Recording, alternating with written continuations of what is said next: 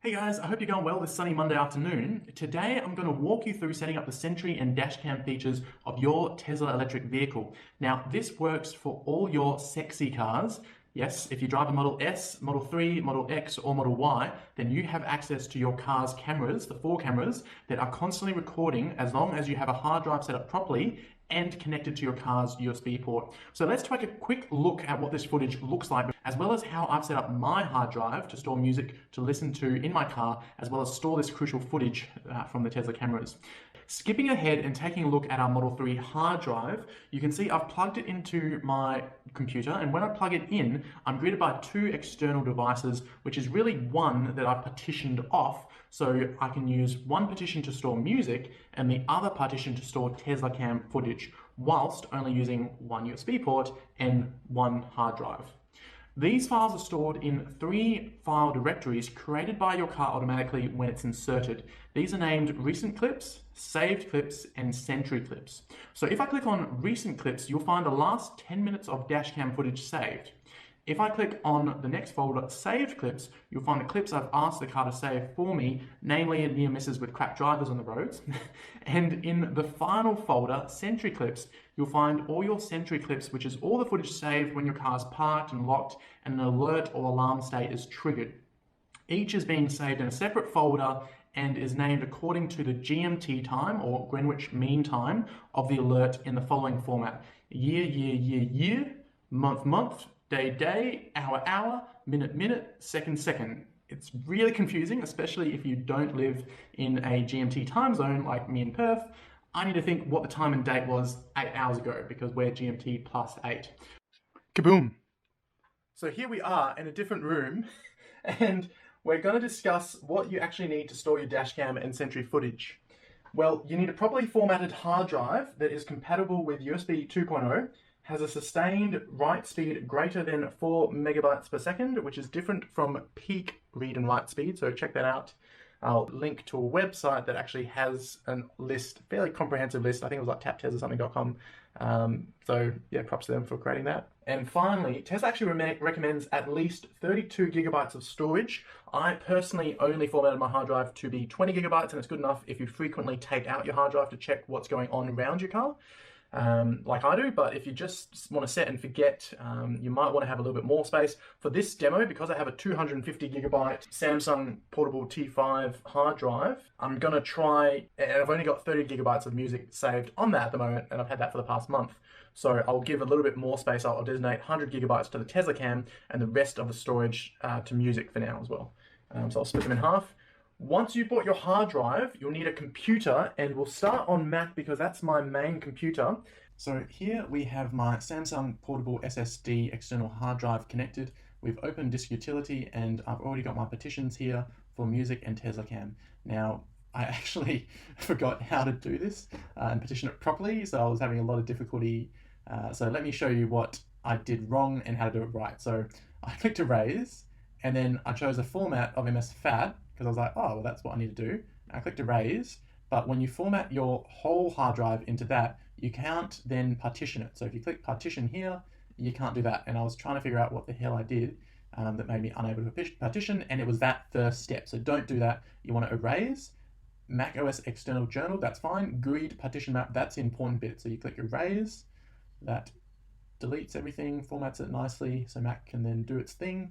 Then you're stuck with this. So you click on this again, you click Partition, and suddenly we've got this plus sign. So you want to add a partition, and we don't want to go split 50-50. I wanted 100 gigabytes for Tesla cam, and I'm using capitals on purpose here because whenever you use lowercase, so Tesla cam, you'll see that only the capitals are actually acknowledged for some reason for that MS-DOS-FAT. If someone out there can let me know why, then that'd be amazing.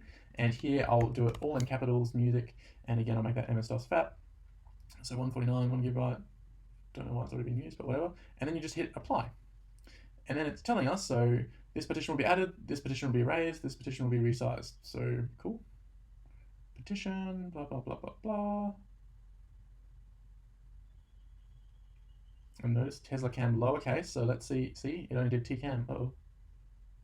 Well, I failed. As you can see here, the operation actually failed, but the first time I did it, I promise it had a green little tick. I've got no idea why on the 3 subsequent tries it failed so massively. But what I was doing here was just erasing those drives because the computer still recognized them as drives, and then just making sure that I was selecting those drives to be formatted as MS-DOS FAT, which is the correct way that Tesla needs those drives to be formatted, and titling them whatever you want. You can title them again at any time. And when I did that process, that actually worked. So if you do come into that issue, it should work after you petition it, but if you do come into that issue, then just do what I show here on the video. That worked that time. I honestly don't know why this is messing up so much for you guys, but at least you're learning a lot about what issues can pop up and how to fix them. So I just went ahead and erased it, and now it's working, so that's fantastic. So I'm gonna then bring up a new window here, and I'm going to move all my music back into here, and I'm going to create a new folder by going here, new folder, and we're gonna call that Tesla Cam, no space. And that's literally all we need to do, and we're done for that. Music, we can load up some music and bring it in there. In fact, let's go ahead and do that. So I'm plugging in my external hard drive now. I've plugged in the hard drive and that's come up here. Rino's Tesla music. I'm gonna grab all this and I'm gonna put it back in there. Fantastic.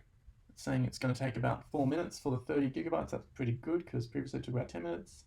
And I'll just fast forward this all the way through, but whatever, I'll keep recording for the sake of recording. Fantastic, here we are. We've finally got it, and we're going to go eject all because it's partitioned. That's fine.